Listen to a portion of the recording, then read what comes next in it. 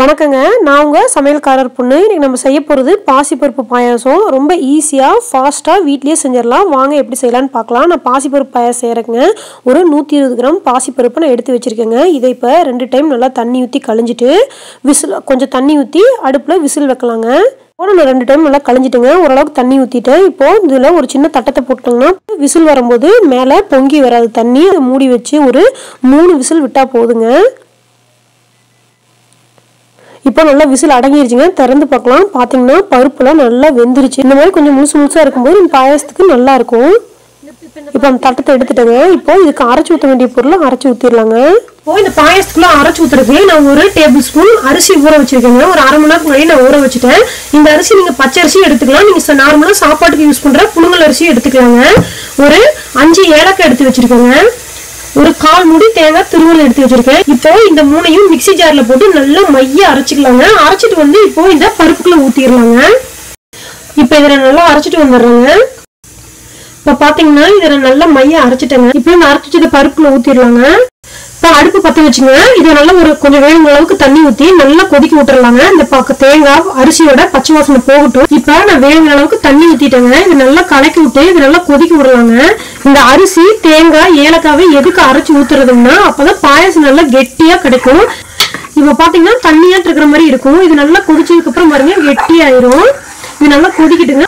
இது கொதிக்கிறதுக்குள்ள நம்ம போய் கொஞ்சம் வெள்ளத்தை திருவி வச்சுக்கலாங்க. இது பாத்தீங்கன்னா சீக்கிரம் அடி பிடிச்சிக்குங்க. அதனால 2 நிமிஷத்துக்கு ஒருக்கா இப்படி அடியால கலக்கி விட்டுட்டே இருங்க. இல்லாட்டி அடி பிடிச்சிக்குங்க.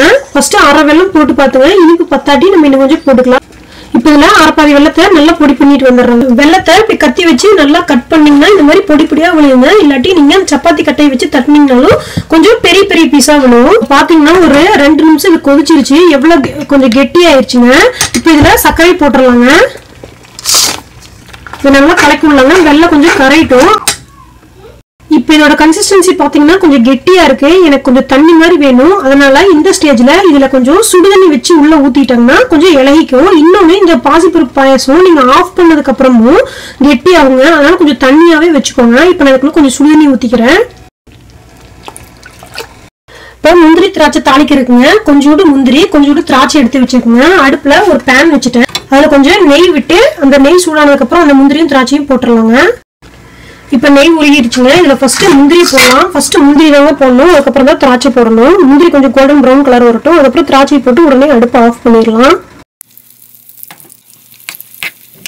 திராட்சையெல்லாம் நல்லா புஷ்ஷுன்னு வந்துருச்சுங்க. இதை நம்ம இப்போ இந்த பாயாசத்துல ஊத்திடலாம்.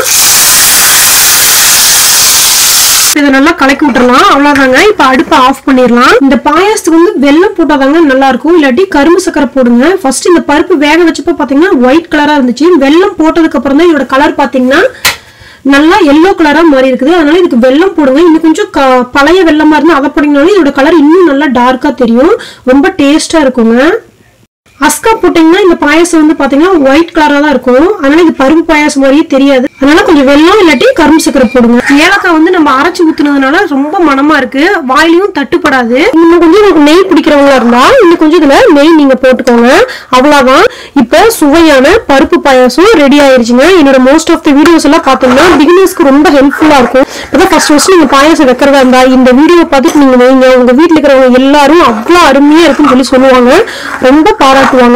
இதை நீங்களும் உங்க வீட்டுல செஞ்சு பாருங்க. எப்படி இருந்துச்சுன்னு உங்களோட கமெண்ட்ஸ் எனக்கு சொல்லுங்க. இந்த வீடியோ உங்களுக்கு பிடிச்சிருக்கும்னு நினைக்கிறேன். இந்த வீடியோவை லைக் பண்ணுங்க. உங்க ஃப்ரெண்ட்ஸ்க்கும் ரிலேட்டிவ்ஸ்க்கும் ஷேர் பண்ணுங்க. மறக்காம என்னோட சேனலுக்கு சப்ஸ்கிரைப் பண்ணுங்க.